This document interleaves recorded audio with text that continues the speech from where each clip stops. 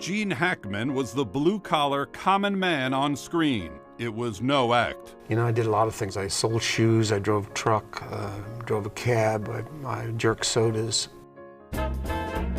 He grew up loving movies starring Jimmy Cagney and Edward G. Robinson. My mother and I were at a film once, and she said, "I want to see you do that someday."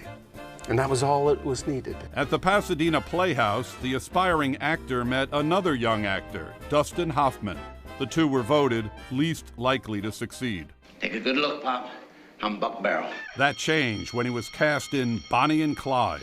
Hackman was nominated for an Oscar, the first of numerous anti-hero roles from the 1960s on. The acclaim covered up a potential career disaster.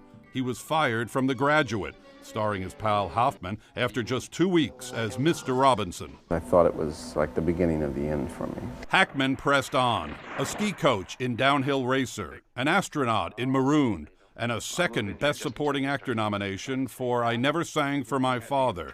There were tensions on set with father Melvin Douglas, who had wanted another co-star. In real life, Hackman's own father left the family when he was 13. When you decide to do a role, you choose both the good and the bad that's happened to you, and you try to make that come alive.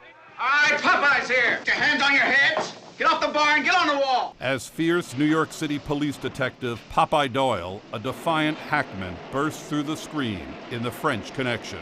He didn't like playing a bigot, beating up people. I wanted to be fired from the film the first couple of days because I was very uncomfortable.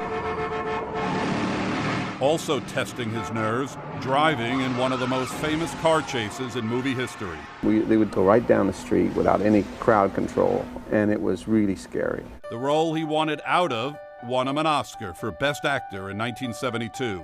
The award ignited a monumental film biography. From the Poseidon Adventure, you can either stand aside and close that door to keep the air from coming in, or you can try to stop me.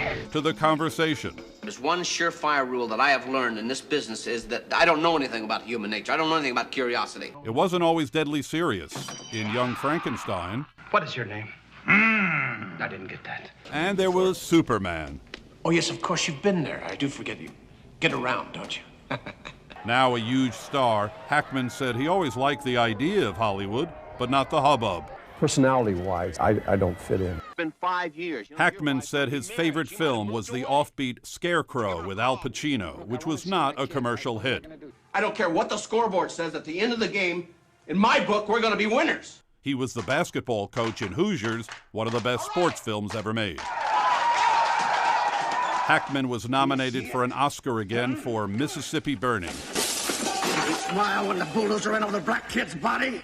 Yeah. He won Best Supporting Actor for Unforgiven. When he fires that, take out your pistols and shoot him down like the mangy scoundrel he is. It kind of puts a bookend to my career for me. I'm sure I'll do other films, but I can kind of relax as long as Dustin doesn't get another one. Our country. Yes! I didn't figure you for a patriot, Mr. Rohr. Hackman finally did get to work with his lifelong friend in Runaway Jury. I've loved every minute of my career. There's been, tough times, of course, but I like the process so much.